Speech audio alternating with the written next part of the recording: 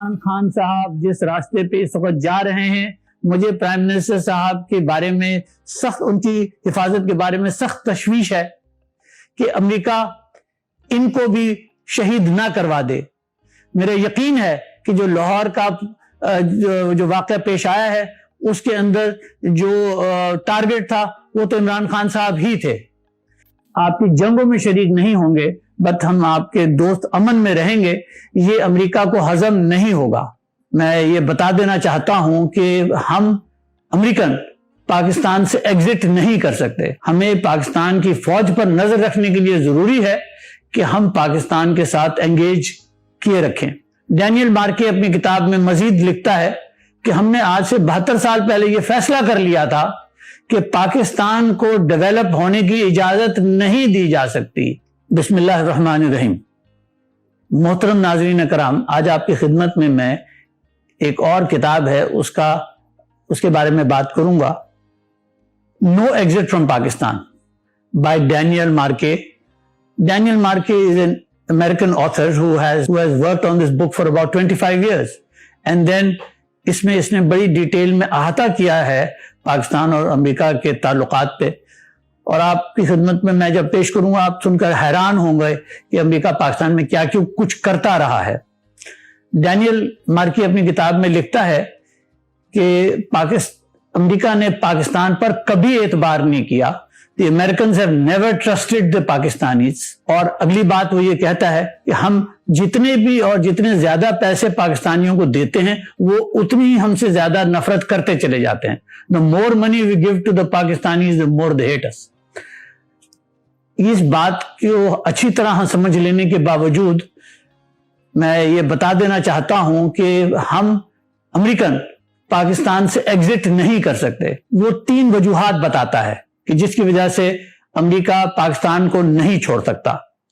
Number 1، Pakistan کا nuclear اور missile programme اتنا بڑا ہے اور اتنا ایکسٹینسو ہے کہ اس کے اوپر نظر رکھنا ضروری ہے، اس لیے ہمیں پاکستان کے ساتھ مسلسل انگیج کرنا پڑے گا۔ دوسری بات، پاکستان دنیا کا وہ واحد ملک ہے جس کا چین کی سول اور ملٹری اسٹیبلشمنٹ دونوں سے بہت گہرے تعلقات ہیں، تو چین پر نظر رکھنے کے لیے پاکستان کے ساتھ تعلقات رکھنا بہت اشد ضروری ہے۔ سنیے، فرماتے ہیں کہ پاکستان کے پاس اتنی بڑی فوج ہے کہ if this army decides to go rogue، یہ نہ صرف اس ریجن کو ڈیسٹیبلائز کر دے گی بلکہ ساری دنیا کو بھی ڈیسٹیبلائز کر دے گی، تو لہذا ہمیں پاکستان کی فوج پر نظر رکھنے کے لیے ضروری ہے کہ ہم پاکستان کے ساتھ انگیج کیے رکھیں۔ یہ تو 3 وجہ ہے پاکستان کے ساتھ تعلقات رکھنے کی۔ ڈینیل مارکے اپنی کتاب میں مزید لکھتا ہے کہ ہم نے آج سے 72 سال پہلے یہ فیصلہ کر لیا تھا کہ پاکستان کو ڈیولپ ہونے کی اجازت نہیں دی جا سکتی۔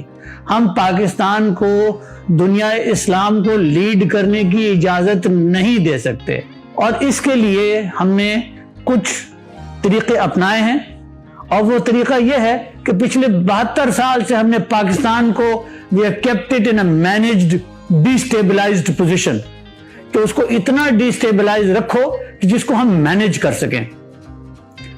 اور پھر وہ یہ بھی بتاتا ہے کہ ہم اس مینجڈ ڈیسٹیبلائزیشن کو کرتے کیسے، کہ ہم پاکستانی لیڈرز کو خریدتے ہیں، جس کے اندر پولیٹیکل لیڈرز بھی ہیں، سول اور ملٹری کی بیوروکریسی کے لیڈرز بھی ہیں، جس میں جرنلسٹ بھی ہیں، میڈیا ہاؤسز بھی ہیں اور اکیڈمیشنز بھی ہیں۔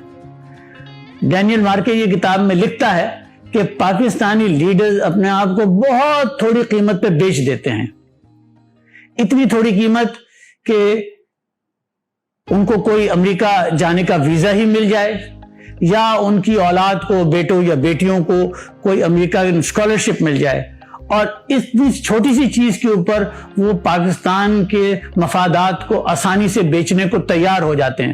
میں اب آپ کی خدمت میں یہ بتانا چاہتا ہوں کہ میں 1980 سے گورنمنٹ آف پاکستان سے کنٹینیوسلی ڈیل کرتا ہوں، اور یہ بات میں نے خود دیکھی ہے کہ یہ امریکن ہماری سول سروسز کو بھی، ملٹری سروسز کو بھی کس طریقے سے وہاں کے افسروں کو اس بات کے لارے لپے دیتے ہیں کہ ہم آپ کے بچوں کو اسکالرشپ دے دیں گے، اور کس طریقے سے پھر وہ باہر پڑھنے چلے جاتے ہیں۔ 4 سال کے لیے تو بیچلرز ڈگری ہوتی ہے، اس کے اندر وہ جو صاحب جن کی اولاد گئی تھی باہر پڑھنے وہ بک چکے ہوتے ہیں امریکہ کو، پھر اس کے بعد اس نے ماسٹرز کرنا ہوتا ہے، 1-2 سال اس میں لگ جاتے ہیں، اس کے بعد گرین کارڈ۔ تو اس طرح سے یہ شخص تو اب بک گیا۔ تو پاکستان میں یہ کام امریکہ پچھلے 72-73 سال سے کر رہا ہے۔ سب سے پہلے انہوں نے لیاقت علی خان کو قتل کروایا، اور لیاقت علی خان کے قتل کا اب سارا ڈاکیومنٹس ڈی کلاسیفائی ہو چکے ہیں۔ جو عمران خان صاحب جس راستے پہ اس وقت جا رہے ہیں، مجھے پرائم منسٹر صاحب کے بارے میں ان کی حفاظت کے بارے میں سخت تشویش ہے کہ امریکہ ان کو بھی شہید نہ کروا دے۔ میرا یقین ہے کہ جو لاہور کا جو واقعہ پیش آیا ہے اس کے اندر جو ٹارگٹ تھا وہ تو عمران خان صاحب ہی تھے، اور یہ معاملہ ابھی اور آگے چلتا رہے گا۔ میں اپنے تمام ہم وطنوں سے، اپنے تمام بہن بھائیوں سے، دوستوں سے یہ کہنا چاہتا ہوں کہ نظر رکھیں کہ دیکھیں امریکہ کے ساتھ جو اب پرائم منسٹر صاحب نے پوزیشن لی ہے کہ ہم آپ کے ساتھ آپ کی جنگوں میں شریک نہیں ہوں گے، بٹ ہم آپ کے دوست امن میں رہیں گے، یہ امریکہ کو ہضم نہیں ہوگا۔ امریکہ کی پچھلے 100 سال کی تاریخ یہ بتاتی ہے کہ دنیا کے اگر کسی لیڈر نے امریکہ کی مرضی کے حساب سے کام نہیں کیا تو انہوں نے اس کو قتل کروایا ہے۔ یہ ایک نہیں ہے، یہ بہت سارے قصے ہیں۔ وہ پاکستان پر ہر قسم کے جھوٹے الزامات لگا کر پاکستان کو ایک بہت مشکل وقت میں ڈال سکتے ہیں۔ تو میرے بھائیوں، بہنوں، دوستوں، بزرگوں، یہ سمجھ لو کہ ہم سب کو کھڑا ہو کر پاکستان کے لیے کھڑا ہونا ہوگا اور حفاظت کرنی ہوگی، اور دیکھنا ہوگا کہ کن کے بچے باہر پڑھ رہے ہیں، اور وہ کن اسکالرشپس پہ گئے ہیں، اور وہ کن پوزیشن پہ پاکستان میں بیٹھے ہوئے ہیں۔ سول بھی ہیں، ملٹری بھی ہے، پولیس بھی ہے، رینجرز بھی ہے، بارڈر سیکیورٹی فورس، سب لوگ ہیں جن کے ساتھ امریکہ نے